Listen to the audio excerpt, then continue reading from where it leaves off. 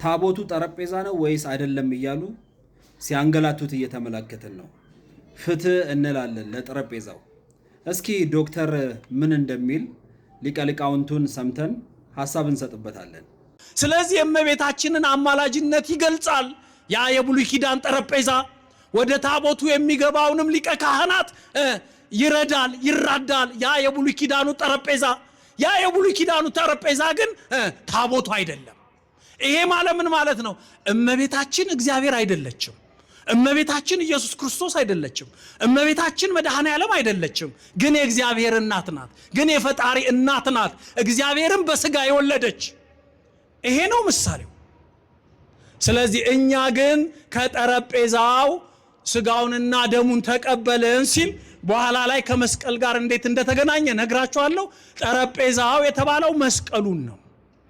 ዕብራውያን ምዕራፍ 13 ከቁጥር 12 ላይ ዕብራውያን ምዕራፍ 13 ከቁጥር 12 ላይ ጠረጴዛው የተባለው ወደ መስቀሉ እንደተተረጎመ የሚያትት ነው። አሁን ሊቀ ሊቃውንት የተባለውን ሰውዬ እንዳደመጣችሁት ነውና አንድ ወገን ያሉት የኦርቶዶክስ መምህራኖች ምን ይላሉ? አሁን ላይ የኢትዮጵያ ኦርቶዶክስ ተዋሕዶ ቤተክርስቲያን የምትጠቀምበት ታቦት ጠረጴዛ ነው ብለው ያስተምራሉ። ለዚህም የሚያቀርቡት ምሳሌ ምንድነው? ቅዳሴ ላይ ጠረጴዛ መሆኑን ይናገራል። እንዲሁም ደግሞ ዲያቆናት ንጹሐንን ላቅለሉ ክነፊሆሙ ለተልእኮ ምስጢር በዲበዛቲ ጠረጴዛ ብሎ ይጠራዋል በማለት በቤተ ክርስቲያን ውስጥ የተጻፉ ጽሑፎችን እንደ ምሳሌነት እያቀረቡ አሁን ያለው መሰዊያ ጠረጴዛ ተብሎ ይጠራል ይላሉ።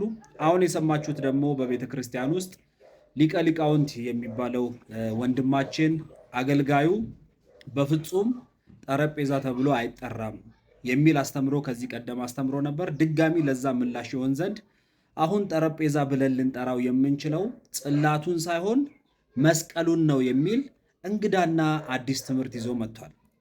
በጣም የሚያሳዝነው ኦርቶዶክሳውያን እርስ በርሳቸው እንኳን መስማማት ያልቻሉበት ደረጃ ላይ እንደደረሱ ሁላችንም ተመልክተናል።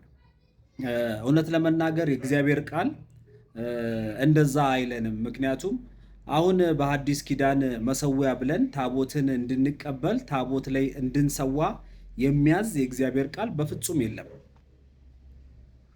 እነሱ አሁን ጠረጴዛ ነው ሊሉ ይችላሉ።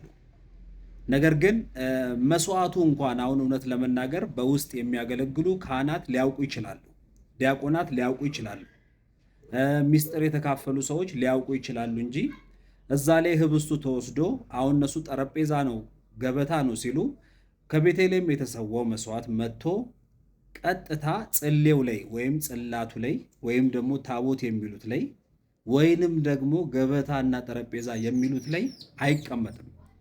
ህብስቱ መጥቶ የሚቀመጠው ምን ላይ ነው? ጻሕል የሚባል አለ ከታቦቱ በላይ። የትኛውም ደብር ብትሄዱ ከገጠር እስከ ከተማ እስከ ካቴድራል ድረስ በቅዳሴ ስርዓት የሚሆን በምን ስርዓት ላይ ታቦቱ ከተጠቀለለበት ሱቲ ውስጥ አንድም ቀን ወጥቶ አያውቅም፣ አያወጡትም። ህብስቱንም የሚያስቀምጡት ጻሕል የሚባል ሳህን አለና እዛ ላይ ተደርጎ ነው።